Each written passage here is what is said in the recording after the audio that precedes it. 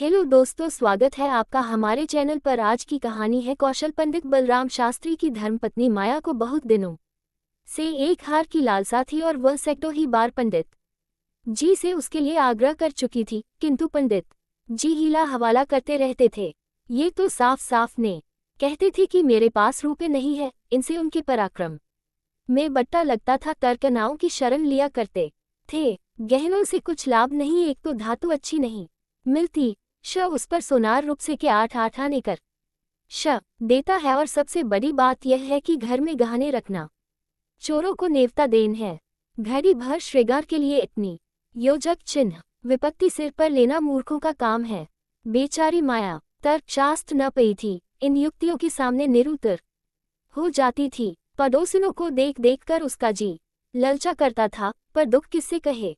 यदि पंडित जी ज्यादा मेहनत करने के योग्य होते तो यह मुश्किल आसान हो जाती, पर वे आलसी जीव थे। अधिकांश समय भोजन और विश्राम में व्यतीत किया करते थे। पत्नी जी की कटुक्तियां सुननी मंजूर थीं, लेकिन निद्रा की मात्रा में कमी न कर सकते थे। एक दिन पंडित जी पाठशाला से आए तो देखा कि माया के गले में सोने का हार विराज रहा है। हार की चमक से उसकी मुख ज्योति चमक उठी थी। उन्होंने उसे कभी इतनी सुंदर न समझा था। पूछा, यह हार किसका है?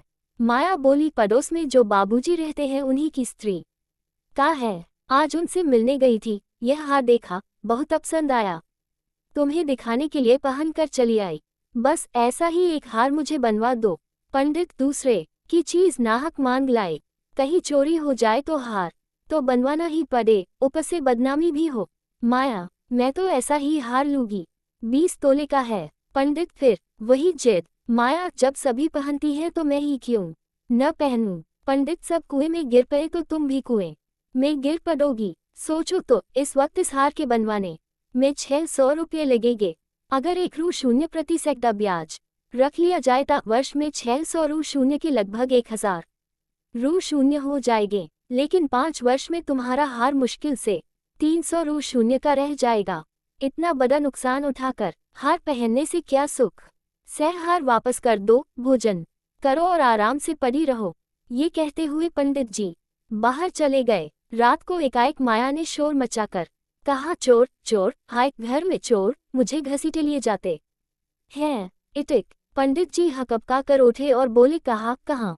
दौड़ो दौड़ो। माया मेरी कोठारी में गया है, मैंने उसकी परछाई देखी। पंडित, लालटेन लाऊं, जरा मेरी लकई उठा लेना। माया, मुझसे तो डर के उठा नहीं जाता। कई आदमी बाहर से बोले, कहाँ है पंडित जी, कोई सेंध पड़ी है क्या? माया, नहीं, खपरल पर से उतरे हैं। मेरी नींद खुली तो कोई मेरे ऊपर झुका हुआ था। हाय रे, ये तो हार ही ले गया, पहने पहने सो गई थी, मुँह ने गले से निकाल लिया। हाय भगवान पंडित, तुमने हार उतार क्या न दिया था? माया, मैं क्या जानती थी कि आज ही यह मुसीबत सिर पने वाली है। हाय भगवान पंडित, अब हाय हाय करने से क्या होगा? अपने कर्मों को रोओ। इसीलिए कहा करता था कि सब घड़ी बराबर नहीं जाती, न जाने कब क्या हो जाए। अब आई समझ में मेरी बात। देखो, और कुछ तो न ले गया। पड़ोसी लालटेन लिए आ पहुँचे। घर में कोना कोना देखा, करियां देखी, छत पर चक्का देखा, अगवाड़े पिछवाड़े देखा, शौचगृह में झाँका, कहीं चोर का पता न था। एक पड़ोसी किसी जानकार आदमी का काम है, दूसरा पड़ोसी बिना घर के भेदिए के कभी चोरी नहीं होती। और कुछ तो नहीं ले गया? माया, और तो कुछ नहीं गया। बर्तन सब पड़े हुए हैं, संदूक भी बंद पड़े हैं। निगोडे को ले ही जाना था तो मेरी चीजें ले जाता, पराई चीज ठहरी। भगवान, उन्हें कौन मुंह दिखाओगी? पंडित, अब गहने का मजा मिल गया न? माया, हाय भगवान, यह अपजस बदा था। पंडित, कितना समझा के हार गया तुम, न माई। बात की बात में 600 रू शून्य निकल गए। अब देखो भगवान कैसे लाज रखते हैं। माया, अभागे मेरे घर का एक एक तिनका चुन ले जाते तो मुझे इतना दुख न होता। अभी बेचारी ने नया ही बनवाया था।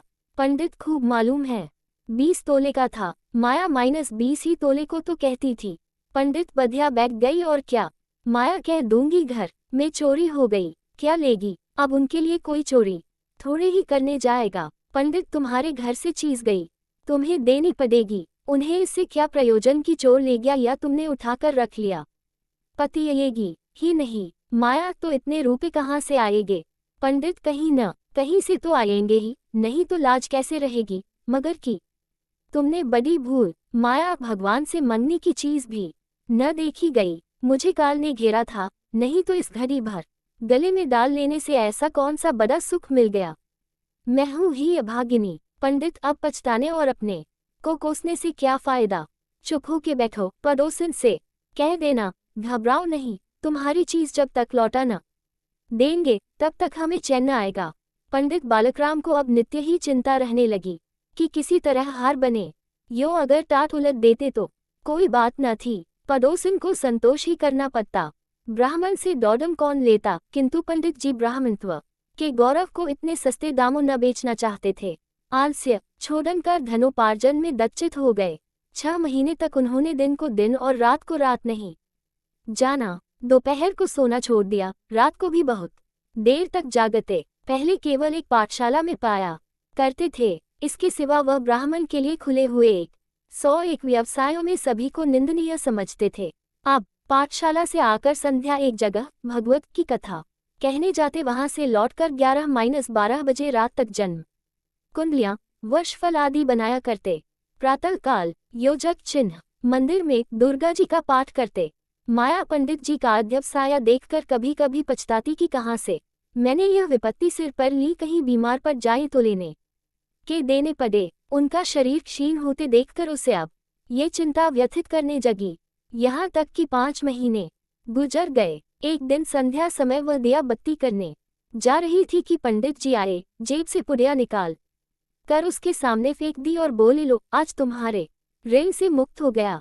माया ने पुड़िया खोली तो उसमें सोने का हार था। उसकी चमक दमक, उसकी सुंदर बनावट देखकर उसके अंतःस्थल में गुदगदी सी होने लगी। मुख पर आनंद की आभा दौड़ गई।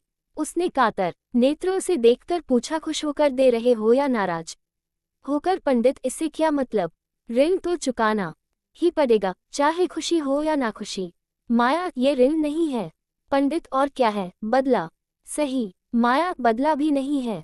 पंडित, फिर क्या है? माया, तुम्हारी निशानी। पंडित, तो क्या ऋण के लिए कोई दूसरा हार बनवाना पड़ेगा?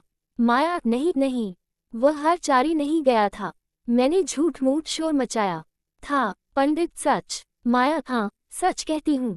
पंडित, मेरी कसम। माया, तुम्हारे चरण छूकर कहती हूँ। पंडित, तो तुमने मुझसे कौशल किया था? माया, हाँ। पंडित, तुम्हें मालूम है तुम्हारे कौशल का मुझे क्या मूल्य देना पड़ा? माया, क्या 600 रु शून्य से ऊपर? पंडित, बहुत ऊपर। इसके लिए मुझे अपने आत्मस्वातंत्र्य को बलिदान करना पड़ा।